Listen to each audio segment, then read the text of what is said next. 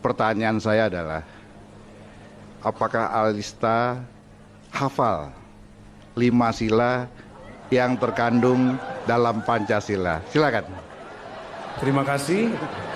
Sudah dipahami pertanyaannya? Paham, Pak. Makasih, Pak, untuk pertanyaan. Wakil dari Sumatera Barat akan menjawab dalam waktu 30 detik dari sekarang. Nomor 1, ketuhanan yang Maha Esa.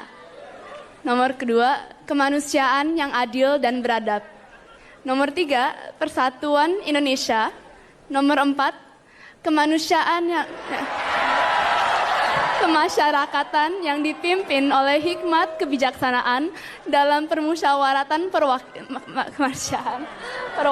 Terima kasih. 5, kemanusiaan sosial yang adil dan beradab. Adil dan beradab.